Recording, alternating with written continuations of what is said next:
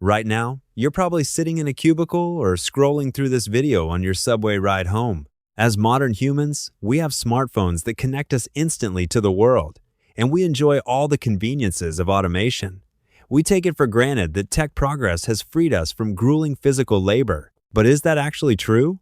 If you zoom out and look at the big picture of human history, you'll stumble upon a ridiculous paradox. As a modern worker, your hours, stress levels, and overall burnout are sitting right at the peak of human history. Today, let's dig into the past and see if our ancestors were actually much better at slacking off than we are. First, let's rewind the clock 20,000 years to prehistoric times.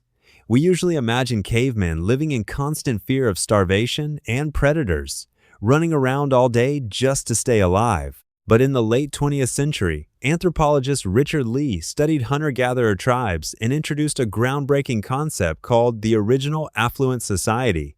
In an untouched ecosystem, life as a hunter-gatherer was actually pretty chill. No planting, no fertilizing. Nature was your free supermarket. You only needed to spend 3 to 5 hours a day picking berries, gathering eggs, or hunting small game with your tribe to feed everyone. Even those living on the edge of harsh deserts easily hit and exceeded the WHO's recommended caloric and nutritional intake. So, what did you do with the other 19 hours? You gossiped, hung out, made crafts, sat around the campfire, or just napped on the grass. No KPIs, no mortgages, and definitely no clocking in. When it came to time management, ancient humans were the ones who truly lived in freedom. The first massive spike in working hours came about 10,000 years ago with the agricultural revolution. Renowned scholar Yuval Noah Harari once joked that humans didn't domesticate crops, crops domesticated us. Once you were tied to a piece of land, you became an ancient farmer. Work back then was wildly seasonal. During the peak spring planting and autumn harvest, you literally worked from sunrise to sunset, putting in 10 to 12 backbreaking hours a day just to beat the weather. Paleopathologists analyzing ancient bones found that once humans transitioned to farming, average heights dropped, and skeletons showed severe wear and tear, spinal damage, arthritis, herniated discs, and malnutrition from a single crop diet. But as soon as winter hit and the fields went dormant, farmers everywhere went into hibernation mode for 2 to 3 months. During the long winter, outside of basic chores or mending clothes, you were basically on a forced extended vacation. If you were lucky enough to live in a city or score a government job, life was even sweeter. In ancient China, during the Tang and Song dynasties, the bureaucracy's vacation package was insane. The Tang dynasty had 3 week-long golden weeks for New Year's, the winter solstice, and the Qingming festival. They also took days off for the Mid-Autumn Festival, the Summer Solstice, and even the birthdays of the Emperor and Lao Tzu. Best of all, the government gave you a half-month farming leave in the summer to tend to crops, and another half-month clothing leave in the autumn to prep your winter wardrobe. By the Song dynasty, it got even crazier, combining official holidays with regular days off. Officials got over 120 days off a year.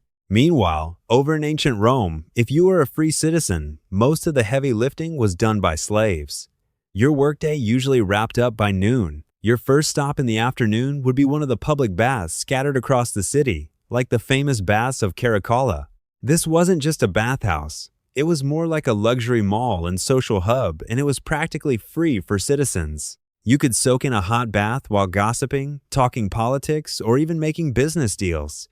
Afterward, you could throw a discus at the built-in sports grounds or read in the library. If you got bored of bathing, the Roman rulers kept the public content with free bread and circuses. You could use your citizenship to grab a free ticket to the Colosseum to watch thrilling gladiator battles, or head to the Circus Maximus for high-octane chariot races. Even wilder was the calendar. As the empire grew, emperors started inventing endless religious festivals and victory celebrations to keep the public entertained. By the late empire, official holidays skyrocketed to 150 to 175 days a year. That means Roman citizens spent nearly half the year on vacation. Even though ancient people lacked advanced technology, they had a natural shield, the sun. Once the sun went down, you couldn't see, so work had to stop. But in the 18th and 19th centuries, the Industrial Revolution changed everything. Steam engines brought assembly lines, and the invention of the light bulb completely shattered the natural rhythm of working by daylight. Factory owners made a shocking discovery. If you turn on the lights, people can keep working through the dark. That's when the darkest, most brutal era of overwork began. In the textile mills of Manchester, a worker's day was stretched to 14 or 16 hours. No weekends, no vacations, and even 6-year-old children worked late into the night covered in soot. This was the peak of human exploitation, where people were treated like machines. The 5-day, 40-hour workweek we know today wasn't a gift from corporations. It was won through more than a century of blood, sweat, and strikes by workers fighting for their lives. Finally, let's bring the camera back to you, right now.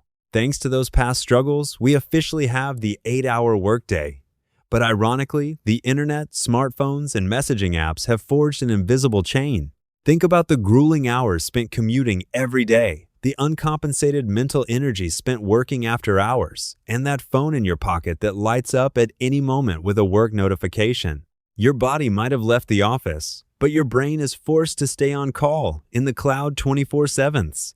Looking back at 200,000 years of human evolution, we've gone from the relaxed 3 to 5 hour days of hunter-gatherers to the seasonal balance of ancient farmers, to the brutal exploitation of early factories, and finally to the 24/7 hyper-connected state of modern digital slaves. Technology is freeing up productivity at an exponential rate, but it seems it forgot to free the person sitting in front of the screen. If you could choose right now, would you give up modern Wi-Fi and food delivery to go back to a tough, primitive life where you only work 4 hours a day? Let me know your thoughts in the comments. Hit follow for more fascinating history insights. And I'll see you in the next video.